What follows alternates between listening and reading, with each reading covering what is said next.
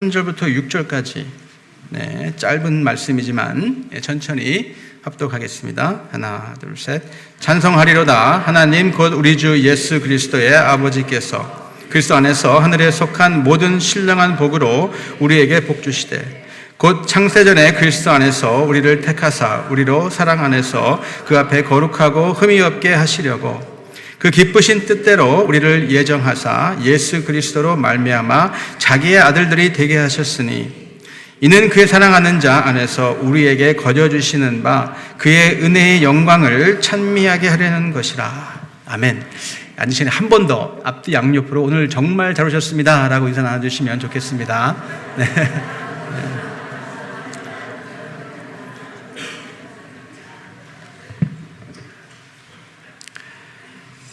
하나님 아버지, 정말 감사를 드립니다. 아무리 보아도 주님 앞에 나아올 수 없는 지극히 작은 자요, 실수투성이고 허물 많은 사람인데 상한 갈 때도 꺾지 아니하시며 꺼져가는 심지도 끄지 아니하시는 하나님의 사랑 때문에 이 자리에 나왔습니다.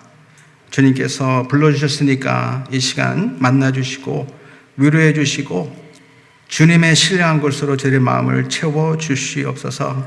무엇보다 주님의 이름이 선포될 때에 주님이 믿어지게 도와주시고 주님의 행하실 일을 기대할 수 있는 우리가 되기를 간절히 기도합니다. 무엇보다 주님의 영광이 드러나는 예배가 되기 원하고 또 이 예배 가운데 주님의 사랑이 가득 차서 저들 가운데 위로가 되기 원하고 도전이 되기를 간절히 기도합니다. 영광 받아 주시옵소서. 예수님의 이름으로 함께 기도했습니다. 아멘. 새해 복 많이 받으시 바랍니다. 어제가 구정이었잖아요. 그래서 어제 감사하게도 한 목장, 우리 이집트, 저희 교회 최고의 어르신들 목장이거든요. 이제 초대해 주셔가지고 맛있는 떡국을 얻어 먹었습니다. 아주 맛있었어요. 너무 기뻤습니다. 그리고 저녁 때는 저희 집에서 이제 초원직이 이제 5가정이 오셔서 정성스럽게 음식을 만들어서 같이 또 먹었습니다. 그리고 이제 끝나고 거의 2시간에 걸쳐서 제가 설거지를 했어요. 2시간 걸렸습니다. 왜 이렇게 오래 걸리냐? 제가 설거지를 너무 사랑하기 때문에. 그래서 그릇 하나하나씩 정성스럽게 닦습니다. 하는 게 그밖에 없으니까 집에서. 그래서 사랑하는 마음으로 열심히 했어요. 그때 보니까 믿든지 말든지 새벽 1시가 된 거예요. 그래서 이제 잠을 청하를 했는데 갑자기 저희 큰딸이 요즘 집에 와 있는데요. 27살입니다. 갑자기 저한테 아빠 나 세배할게. 새벽 1시에 잠을 자야 되는데 이유가 딱 하나입니다. 돈 줘. 그래가지고요 새벽 1시에만 잠옷바람으로 얼굴에 뭘 또 이렇게 붙이고 왔어.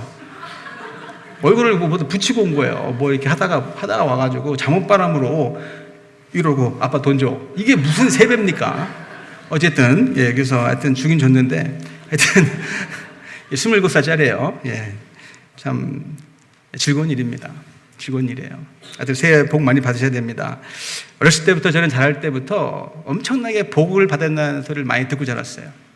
학교 가서 선생님들도 복 받아야 돼. 복 받아야 돼. 특히 그 당시에 교회에 오면 거의 90%가 복 이야기였어요. 금요일 날도 말씀드렸는데 이 80년대는 이게 부흥의 시대였거든요. 한국.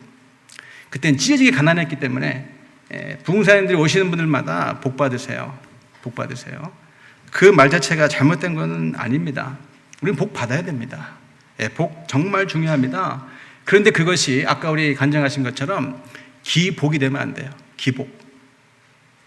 마치 어떤 막연한 신에게 그냥 빌듯이 그냥 아무 의미도 없이 알지도 못하면서 하나님 인격적으로 만나지도 못한 상태에서 그냥 막연히 바라는 것, 그건 기복에 불과해요. 그건 기복신앙입니다. 우리가 그것 때문에 내가 참신앙을 갖지 못하게 만드는 것, 우리 최고의 적입니다. 어떻게 보면 오늘 간증 내용이 제가 놀랐어요. 제 설교를 미리 보신 것 같아. 그 정도로 우리들의 가장 큰 적은 기복이 될 수 있어요. 복 자체는 훌륭한 거지만, 복 자체는 주님께서 주시는 복이지만 그것 자체가 주님보다 좋아진다거나 그 자체가 내 삶 가운데 우상이 된다, 그럼 그것은 기복이 되는 거예요. 그는 해로운 겁니다. 내가 예수 믿는 이유가 물론 그 하나의 물론 주어지는 축복 중에 하나지만 그냥 가장 최고의 복이 내가 건강하게 오래 사는 거다. 그게 내가 예수 믿는 가장 큰 이유다. 그럼 여기 앉아 있을 필요가 없습니다. 죄송합니다. 지금 그냥 나가셔가지고 가장 유명한 정말 실력 있는 그냥 한의원 찾아가시면 돼요. 그냥 보약 한 첩 그냥 들이셔가지고 드시면 오히려 더 오래 삽니다. 돈 버는 게 가장 내 인생의 최고의 목적이다. 물론 그런 분이 없길 바라지만 혹시 그런 분이 계시다면 여러분 여기 앉아 계실 필요 없어요. 차라리 그냥 유명한 회사에 가가지고 CEO한테 좀 놓고 해가지고 좀 면담하시기 바랍니다. 지난번에 말씀드렸듯이 워런 버핏 투자의 귀재, 그분하고 점심 경매가 몇백만 불에 팔렸잖아요. 또 그거를 산 분도 계시잖아요. 젊은 2세 중국 형제가 샀지 않았습니까? 한 끼 점심 먹는데 몇백만 불을 지불한 거예요.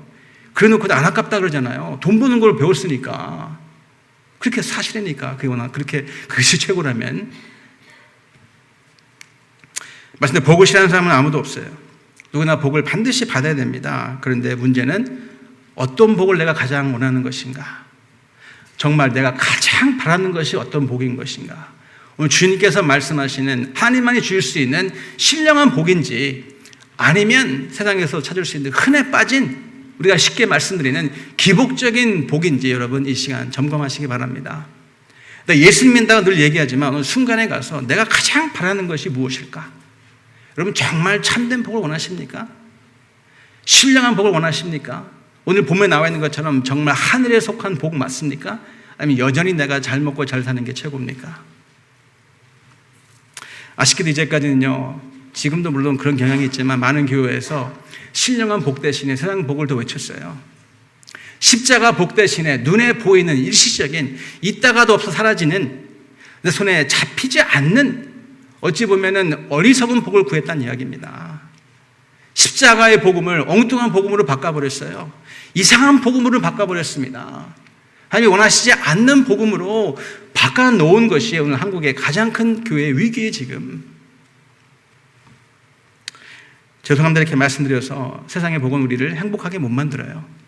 한계가 있습니다. 지금 여러분 아시는 대로 새벽마다 우리가 요한복음 생명의 삶 본문을 가지고 설교하는데 예수님이 가장 경계했던 것이 바로 이 부분이에요. 기복적인 신앙 때문에 오병이어를 베풀었더니 기껏 한다는 이야기가 당신 나의 왕이 되주소서. 이유는 간단합니다. 잘 먹고 잘 살게 달라는 얘기예요.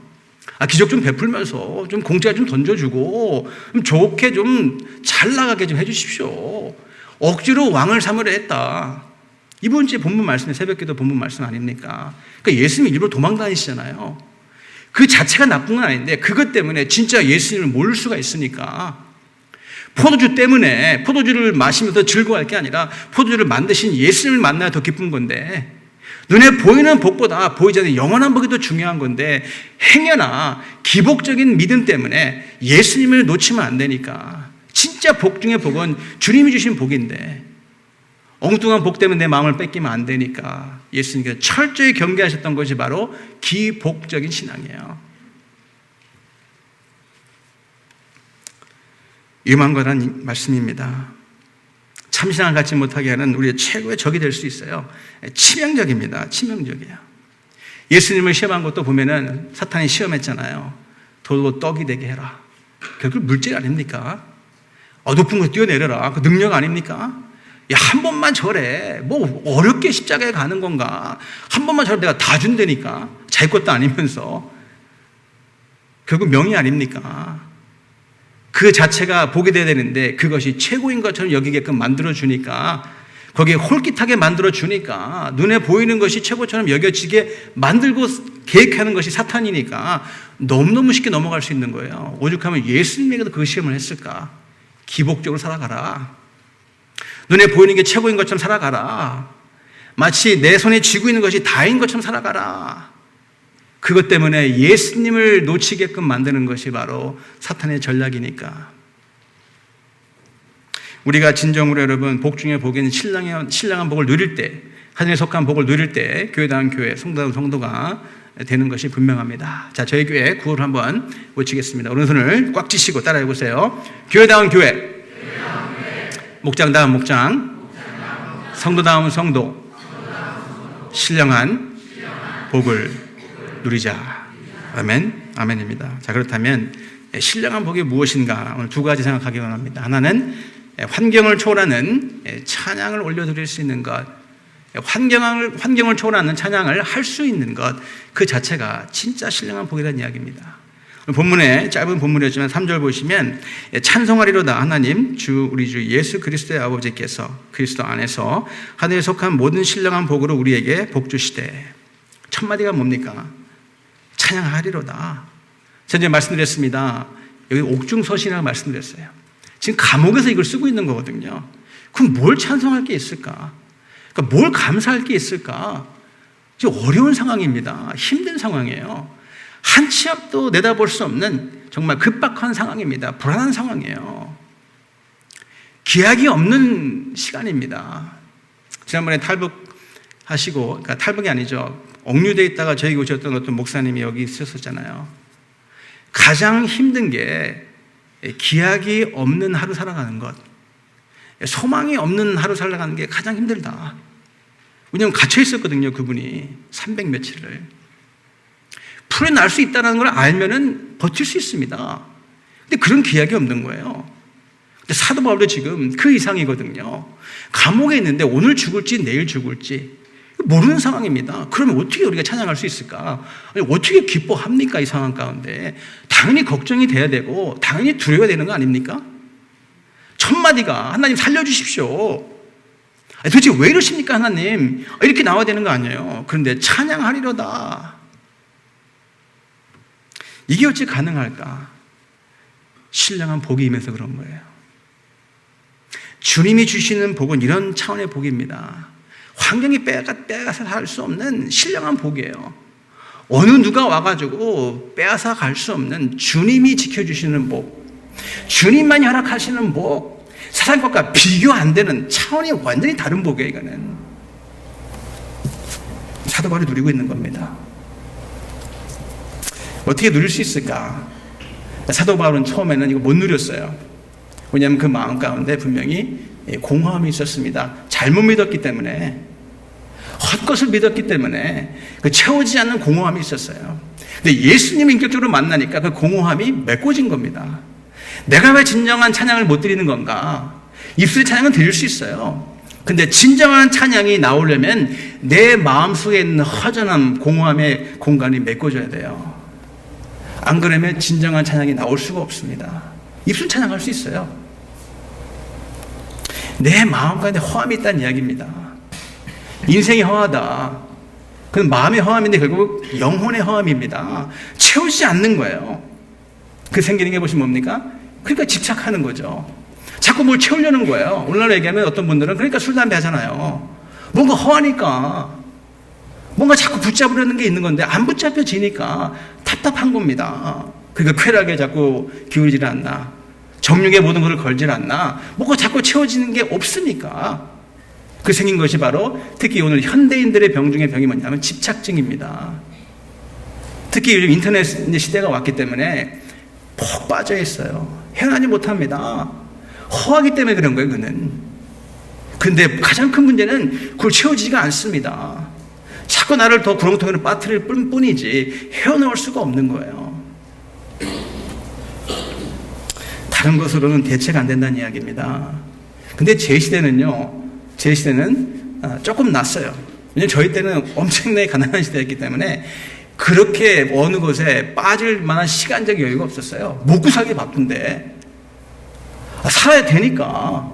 저희 때는 그게 좀 덜했어요. 엊그저께 그 러시아에서 오셨던 우리 주야곱 성사님께서 금요일 이제 끝나시고 그 다음날 저희 집에서 목장을 했습니다. 그래서 성사님 모시고 우리 목장을 했는데 너무 은혜가 많았어요. 근데 그 가운데 성사님께서 뭐라고 말씀하셨냐면, 이분이 이제 러시아, 북한, 이제 중국 왔다 갔다 하시니까 너무 잘 아는 거예요. 그 사정을. 뭐라고 얘기하시냐면, 북한의 동포들은 너무 불쌍하다는 거예요. 뭐 햇볕 정책 이런 거 안 된대요. 왜냐면 아무리 줘도 거기 있는 백성들은 요만큼도 못 얻는데요. 뭐라고 말씀하시냐면 정부가 일부러 굶긴대요, 백성들을. 일부러 잔인하게 굶긴다 그럽니다. 왜 그러냐면 그러면 딴 생각 못 하니까, 뭐 딴만 먹을 시간이 없는 거예요. 굶으니까, 먹고 살아야 되니까. 치열한 생존 경쟁이죠. 그러니까 다른 생각할 여유를 요만큼도 주지 않기 위해서 정말 일부러 굶긴다. 그 너무 잔인한 거 아닙니까? 너무 불쌍해요, 북한 동포들이. 이 채워지지 않는 빈 공간이 있다는 이야기입니다. 이 심리학자들의 공통적인 이야기가 우리 마음 가운데 상처가 있을수록, 우리 마음 가운데 사랑이 결핍하면 할수록 우리 마음 가운데 큰 공간이 있대요. 이 공간은 지금 여러분들이 아시겠지만 아무 것으로 채워질 수 있는 게 아닙니다. 내가 어떤 업적으로 안 채워져요. 명예로도 안 채워집니다. 돈을 아무리 많이 벌어본들 채워질 수 없는 공간이 있다는 이야기입니다. 그 공간은 하나님만이 채울 수 있는 거예요. 신령한 복이 임해야지만이 채워지는 바로 그 공간이에요. 그 공간이 그대로 있는 한 말씀대로 찬양이 나올래 나올 수가 없다는 이야기입니다. 그 공간이 채워졌을 때에 걷잡을 수 없는 기쁨이 생기면서 흘러나오는 것이 찬양이에요. 그래서 입술의 찬양이 아닙니다. 마음속 가장 깊은 곳에서 주님을 내 인격적으로 만났기 때문에 흘러나오는 아무도 뺏어갈 수 없는 놀라운 찬양이 된다는 이야기죠. 사도 바울이 지금 그거예요. 지금 그 차가운 감옥 방바닥에서 글을 써내려가고 있는데 정말 두려울 수밖에 없는 그 순간인데, 고난 중에 고난인데 어떻게 찬양이 나올 수 있을까? 그 마음 가운데 신령이 복이 임했기 때문에, 그 마음 가운데 예수님을 인격적으로 만났기 때문에 내가 누구도 빼앗아갈 수 없는, 주체할 수 없는 기쁨이 흘러나온다. 그게 찬양이에요. 그러니까 실제로 지금 3절부터 14절까지는요 헬라 본문을 보면 한 문장입니다. 멈출 수가 없는 거예요. 이거는 너무 기쁘기 때문에 하나님을 찬양해야 되는데 이 펜이 끊기지가 않는 거예요. 한 줄에 쭉 쓴 겁니다. 그냥 한 번에. 그게 찬양이에요. 그게. 그러니까 저는 이 자리에 이제 서 있잖아요.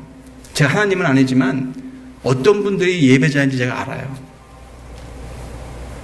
어떤 분들이 신랑한 복을 누리고 있는지 제 눈에는 들어옵니다. 그냥 건성으로 와서 앉아있는 건지, 아니 입술을 열심히 찬양하는데 그 마음간에 허함이 그대로 있는 거예요. 그게 나타나요, 여러분.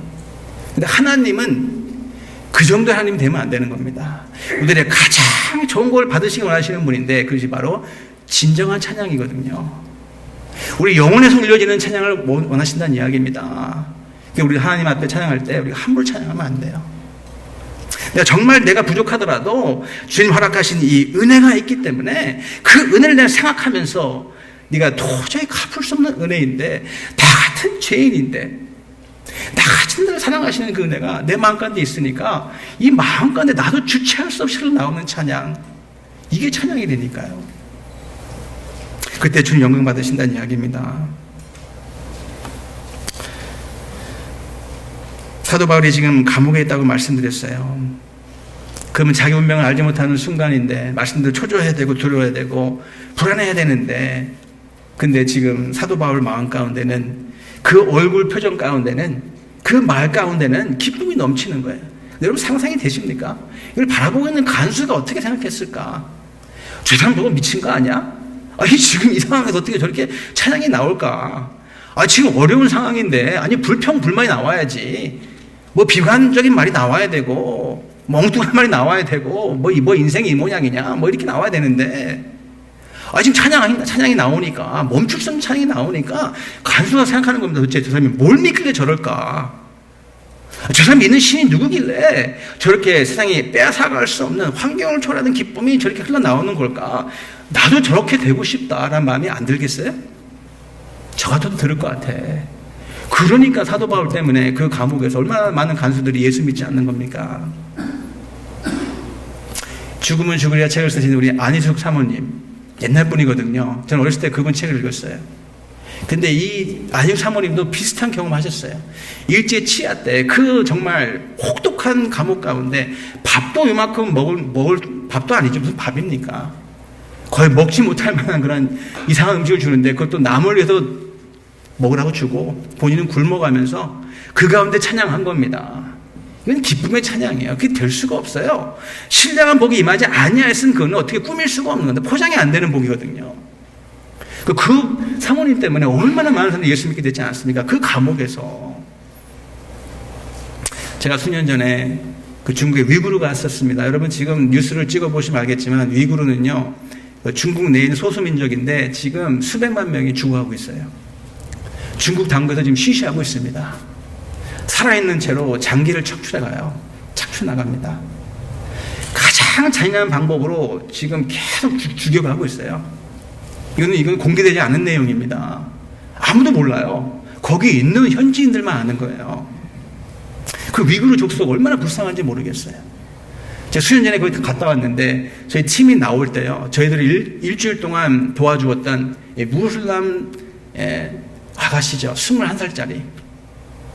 이거 뒤집어 쓰고 있었습니다. 근데 마지막 헤어지는 순간에 그 표정을 제가 지금도 못 잊어요. 저를 바라보면서 이제 한국말을 번역하면, 왜 당신 이렇게 행복해 보이십니까? 아니, 마지막 헤어지는 순간에 저한테 물어본 질문이 그 질문이었어요. 왜 당신 이렇게 행복해 보이십니까? 자기는 행복하지 않다는 얘기죠, 그 얘기는. 무슬람 믿는 소녀인데, 21살짜리인데, 제가 얘기했어요. 나는 예수 믿기 때문에 행복하다. 예수님 내 안에 있기 때문에 행복한 거다. 그랬더니 눈빛이 바뀌어져요. 제가 바로 그 자매님을 성사님한테 손을 꽉 쥐어주면서, 이 자매님 이제 예수 영접할 겁니다. 책임지세요. 하고 저는 왔어요. 시간이 없으니까. 여러분, 이 행복을 누가 뺏어갈 수 있겠습니까? 이 행복을 누가 무시할 수 있겠습니까? 예수 믿는 다음에 이 정도는 행복해야 돼요. 예수 믿는 다음에 이 정도 찬양은 나와야 됩니다. 삶 가운데. 그러니까 예수 믿지 않는 분들이, 여러분, 나 정말 예수 믿고 싶다.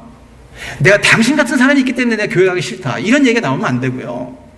저 정도는 믿는 사람이 된다면, 난 저 정도라면 나 한번 믿어보고 싶다. 그렇게 되는 거 아니겠습니까? 그 신령한 복 아니겠습니까? 신령한 복이 뭘까? 또 한 가지 중요한 것이 남아 있습니다. 창세전에 자녀로 택함을 받은 복. 따라해 보세요. 창세전에 자녀로 택함을 받은 복. 4절 말씀인데, 그 창세전에 그리스도 안에서 우리를 택하사 우리로 사랑 안에서 그 앞에 거룩하고 흠이 없게 하시려고 그 기쁘신 뜻대로 우리를 예정하사. 아까 우리 유영 형제님이 예정이라는 말 써서 깜짝 놀랐습니다. 예수 그리스도를 말미암아 자기의 아들들이 되게 하셨으니, 여기 보면 우리를 택하셨다. 사람들이 나를 택해줘도 굉장히 고맙거든요. 저는 여러분 아시는 대로 고등학교 이제 1년을 남겨두고 이민 왔습니다. 그러니까 고등학교 이제 3학년 될 때 온 거예요.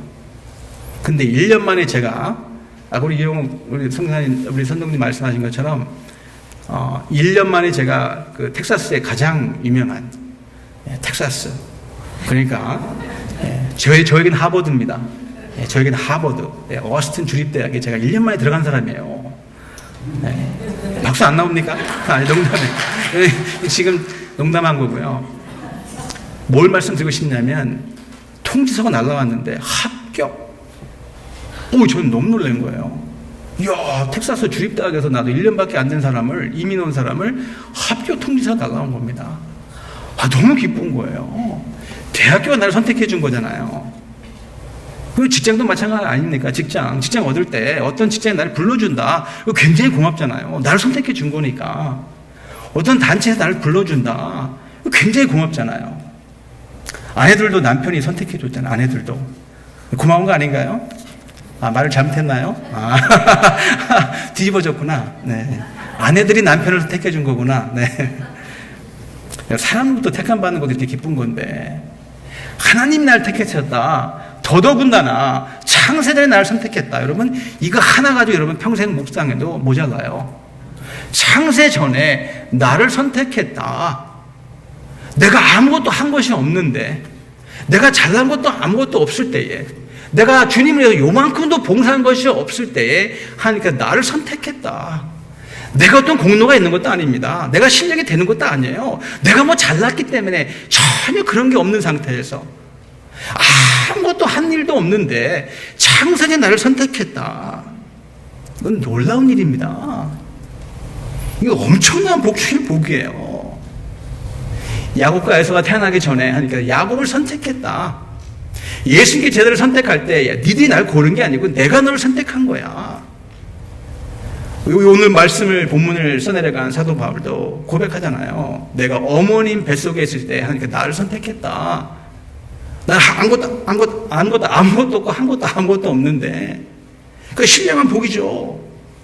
로마서에 나와 있는 것처럼 깨닫는 자도 아무도 없을 때에, 찾는 자도 아무도 없을 때에, 아무 하나님의 관심이 없을 때 하나님께서 나를 창세 전에 만들어 주셨다, 선택해 주셨다, 택해 주셨다.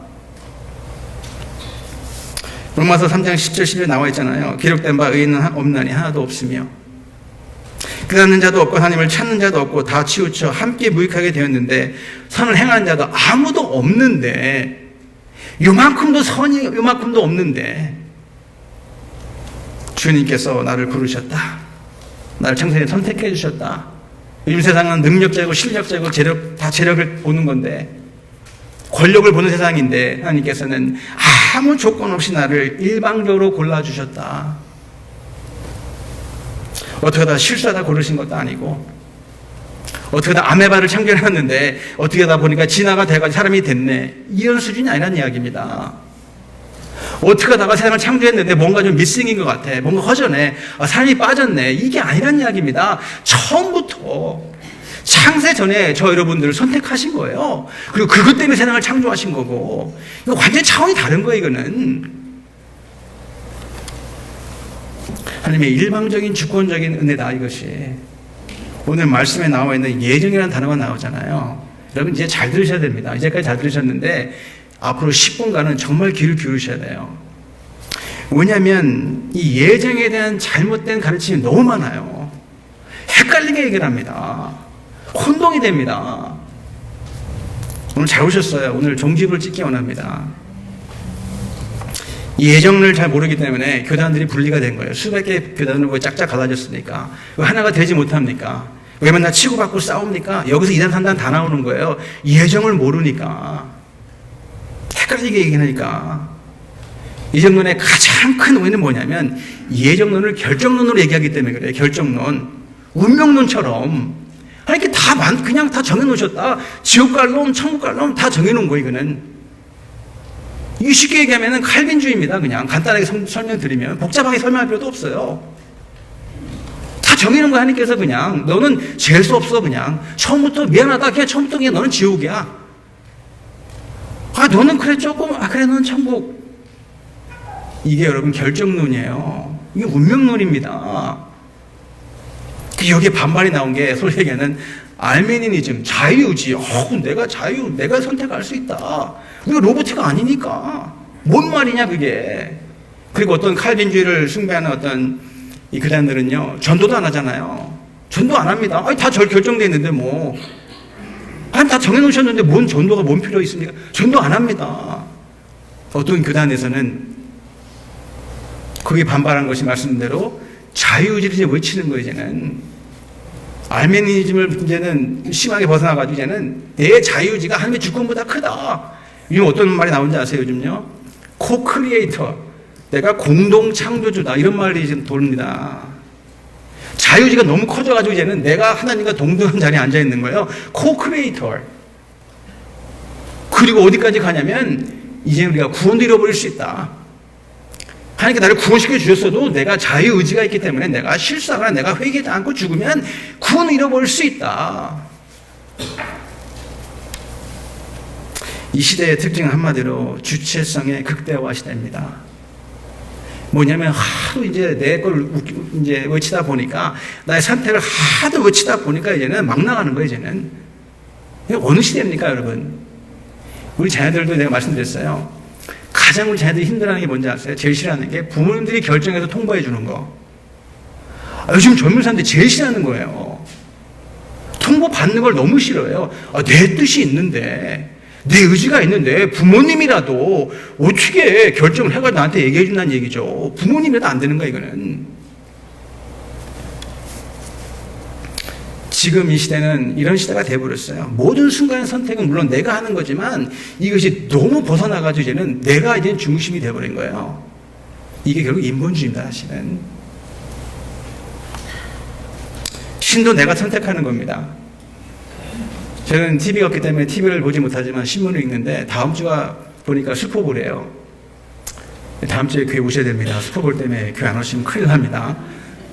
근데 그저께 제가 신문 보니까 그 에런 라저스라는 유명한 풋볼 선수가 있는데 이분이 이제 쿼터백입니다. 던지는 사람이에요. 이 사람이 어렸을 때 보니까 예수 믿는 가정에 태어나가지고 예수님을 믿은 것 같아. 자기 생각에는 그랬던 것 같아. 근데 이 친구가 나이가 들면서 유명한 선수가 됐고요. 지금은 이렇게 얘기하는 겁니다. 내가 이제 선택하겠다. 그건 우리 부모님들의 이야기고 나는 내 것을 선택하겠다. 나는 하나님을 이제 믿지 않겠다. 다른 종교를 찾아가겠다. 충격적인 얘기죠. 내가 선택한다. 내가 신도 내가 고르는 거고 내가 주권적인 내가 선택이 있는 거니까 내가 자유롭게 선택할 수 있는 권리가 나에게 있는 거니까 내 마음대로 내가 생각대로 내가 원하는 대로 내가 보기 좋은 거를 내가 선택하겠다. 하나님의 주권이 뭔가 나의 자유지가 뭔 건가 지금도 싸우고 있어요. 처음부터 이제 싸움이 시작돼가지고요. 칼빈주의니, 알메니안주의니, 기독교는 두 기둥이 존재하는데 두 기둥이 합쳐질 수 없다. 따로따로 노는 거 그러니까 맨날 치고받고 싸우잖아요, 지금도. 신학교에 믿고 맨날 싸운다니까, 신학교 가면. 합쳐지지가 않는 거예요, 이거는. 왜 그런지 아세요? 예정을 몰라 그런 거예요, 예정을. 우리 어렸을 때 보면은 주일학교 선생님이 얘기하잖아요. 예정론 얘기해주고, 네가 오늘 빨간 옷 입고 왔는데 그거 하나님이 너 정해준 거야 그거. 헷갈리는 거예요. 내가 오늘 아침에 여기 와서 지금 앉아있는데 옆에 있는 앉은 사람 바라보면서 하나님 나한테 다 정해준 거야 이거는. 내가 오늘 햄버거를 먹어야 되는데 햄버거도 주니까 나 이미 벌써 다 오더해 주시고 다 정해주신 거예요.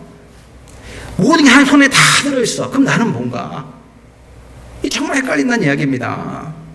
왜 헷갈리는 말씀드린 대로 예정을 자꾸 결정론으로 몰아붙이니까 자꾸 운명론으로 몰아붙이니까 풀릴 수가 없는 겁니다. 점점 더 헷갈려져요.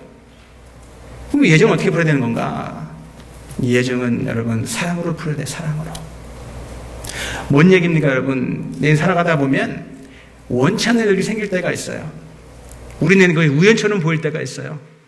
변덕스러운 구렁텅이 같이 보일 때가 있어요. 힘든 일이 생길 때가 있다는 얘기입니다. 그러면 재수없는 거예요. 예수님 예정을 모르면 재수없다고 얘기하든지 아니면 하나님은 아까 얘기했던 대로 잔인한 하나님입니다. 허락했으니까 그렇게. 그런 차원이 아니에요. 버려진 게 아니란 이야기입니다. 어떤 우연의 희생자도 아니고 하나님이 잔인한 하나님도 아닙니다. 그렇게 보시면 안 돼요. 하나님은 절대적인 사랑이시다. 하나님 계획 안에 처음부터 우리가 있었다는 얘기입니다. 창세 전에 나를 고르셨다는 얘기예요. 나 같은 사람을, 나같이 부족한 사람을 아무것도 없은 상태에서 나를 먼저 고르셨다. 그 사랑 아니면 뭐겠어요 그게. 근데 내가 그 사랑을 버린 겁니다. 사랑의 반대는 여러분 미움이 아니고 지옥이에요. 사랑의 반대말은 미움이 아니고 그거는 멸망입니다. 내가 그걸 선택한 거예요. 내가. 하나님이 이렇게 만든 게 아니고 내가 선택했다니까. 하나님은 사랑이신데 그 사랑을 내가 버렸잖아요. 짓밟았잖아요. 근데 하나님은 그거를 그대로 포기 못하는 사랑이 있다는 이야기입니다. 이 사랑은 우리가 이성적으로 계산이 안 되었던 때는 수학적으로 둘 개가 안 나옵니다. 말씀대로 저는 딸이 둘이 있는데 우리 딸을 사랑할 때 여기 반 여기 반이 아니에요. 딸이 둘이니까 반반 나눠가지고 여기 50% 여기 50% 이게 아니라니까. 여기도 100% 여기도 100%예요. 아니지 여기 200% 여기 200%죠. 그럼 이게 계산이 안 나와요. 어떻게 그게 말이 됩니까? 이성적으로 풀리지 않는 게 사랑이잖아요. 수학적으로 나오지 공식적에 대입해가지고 공식으로 나오지 않는 게 사랑이 아닙니까? 이건 말이 안 되는 거 어떻게 보면. 근데 하나님은 그렇게 사랑하신다니까 우리를. 70억 중에 한 명이 있으니까 그냥 너는 그 정도밖에 안 돼. 그게 아니고요. 설령 내가 이 세상에 존재하는 한 사람이었다도 하나님은 분명히 나를 사랑하셨을 것이고 내가 설령 한 사람이었더라도 예수님은 반드시 십자가에 죽으셨을 거예요. 나 없으면 못 사는 하나님이잖아요. 내가 죽으면 못 사는 하나님이잖아요. 그러니까 진짜 죽으셨잖아요. 내가 죄 허물로 죽었기 때문에 하나님은 나 없으면 못 사는 하나님이에요. 부모의 가장 힘든 게 뭡니까? 자녀가 힘든 게 부모가 가장 힘든 부분이에요. 자녀가 아플 때 가장 힘들어하는 사람이 부모입니다. 그건 부모예요. 어쩔 수 없어. 제가 목사에서 들었지만요. 목사님들도 얘가 아니에요. 목사님들도. 목사님들 5가정이 저희 집에 지난주에 모였을 때요. 많이 울었어요. 특히 사모님들은. 그냥 애들이 상처가 너무 많은 거예요. 특히 목회자들 더 그렇습니다. 볼 것 못 볼 것 다 보고 자라기 때문에 저도 목사의 아들이지만 엄청나게 마음까지 상처가 있어요. 그래 삐뚤어지게 나가는 경우가 상당히 있습니다. 상당히 많아요. 근데 그걸 바라보는 부모는요, 이건 능력이 안 되는 거야. 문제를 알고도 대신 아파줄 수 없는 게 부모의 한계입니다. 아프면 알겠는데 내가 자녀를 해줄 수 있는 게 한계가 있다는 얘기예요. 그럼 이거 육신적인 부모의 한계, 어쩔 수 없어요. 근데 만약에 여러분 자녀가 죽는다, 자녀가 먼저 죽는다면 어떻게 하시겠어요? 우리 이강은 집사님이 앉아 계신데, 이강은 집사님 어머님이 얼마 전에 소천하셨잖아요. 제가 장례식도 참석하고 발인 예배도 갔었습니다. 바로 여기 앞에 묻히셨거든요. 여기 해프분배에 넘어가는데. 근데 제가 그날 장례식에 발인 예배 때요, 우리 이강은 집사님 어머님 이제 무덤, 거기 바로 이제 여기가 이제 장소다. 그럼 제가 여기 서 있었어요. 거기 이제 다 이제 세메터리니까. 그러면 이제 여러 가지 비석들이 많이 있잖아요. 어느 분. 제가 유심하게 살폈습니다. 제가 갈 때마다 일부러 봐요. 어떤 사람이 여기 묻혀 있나. 근데 제가 바로 서 있는 바로 이 비석이 있는데, 땅에 새겨진 비석이죠. 엄마, 아빠 이름이 적혀 있어요. 아직 묻히지 않았어. 살아있어요, 엄마, 아빠가. 그러니까 미리 사두신 것 같아요, 이 털을. 장지죠, 그러니까. 엄마, 아빠 걸 미리 사두셨어. 몇 년에 태어나실 때 아직 돌아가지 않았어요, 부모가. 근데 그 가운데 아들이 묻혀 있어요. 31살짜리입니다. 제가 유심히 봤어요. 원래 비석이 요망하기 때문에 부모님 것만 해놓은 거예요, 원래. 그 어느 부모가 그럼 자식 걸 미리 해놓습니까? 말이 안 되죠. 부모님 것만 해놓은 건데 예상치 않게 31살 된 아들이 죽은 거예요, 보니까. 그러니까 급하게 중간에 틈이 없는데 어디다 아들 이름을 새겨놨어요. 굉장히 어색해요. 원래 거기 있어야 되는 공간이 아닌데 아들이 먼저 죽은 거예요, 보니까. 그 부모의 마음이 어땠겠을까? 난 참 맨날 그 생각을 한 겁니다. 그 마음을 표현할 수가 없겠죠. 제 아버지 마음이 그렇다는 얘기예요, 그러니까. 우리를 살리시는 의도가 있다는 이야기입니다. 죽으면 안 되니까. 지옥에 떨어져 있으면 안 되니까. 그대로 놔두면 우리는 죽을 수밖에 없는 인생이 되어버렸으니까 그를 살리려는 게 예정이에요, 그러니까. 그 증거가 바로 그 몸부림이 십자가고, 죽은 대로 놔두면 안 되니까. 우리 부모를 살릴 수 없는 능력이 안 되는데 하나님은 그걸 보시고 도저히 안 되니까, 그 마음이 너무너무 아프시니까 살리려는 그 몸부림, 그게 십자가 아닙니까? 예정의 증표가 십자가예요, 그러니까. 그게 예정이, 그게 다른 예정이 아니고. 헷갈리게 자꾸 얘기하면 안 된다니까. 이걸 보고 우리가 주었다는 이 복을, 이건 금은보로 살 수 없는 복입니다, 여러분. 죄 허물로 죽어 있었던 인생이었는데, 죽었던 인생인데, 지옥이었던 인생인데 하나님께서 나를 끄집어 올려주셨어요. 그러면서 누굴 죽이셨냐? 자기 아들을 대신 죽이신 거예요.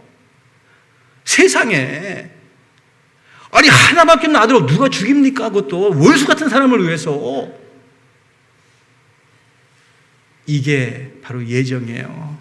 십자가 예정은 십자가 예정. 죄수 없으니까 지옥 가라 이렇게 아니고.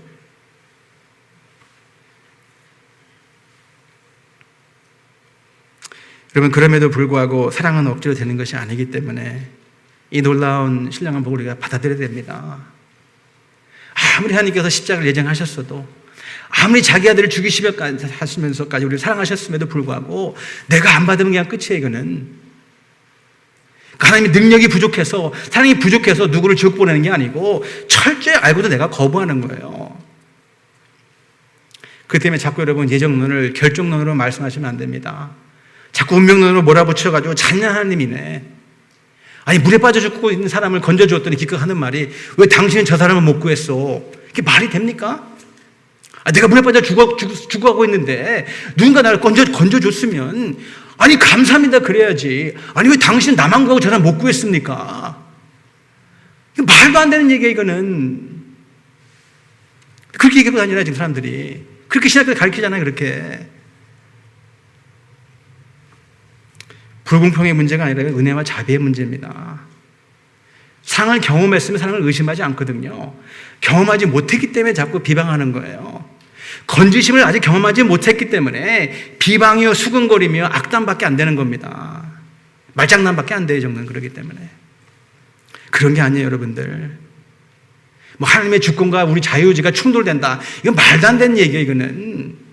모르니까 그게 떠든다는 이야기입니다. 사랑을 경험하지 않았으니까 이론밖에 안 되는 거예요. 이건 이론이 아니에요, 여러분.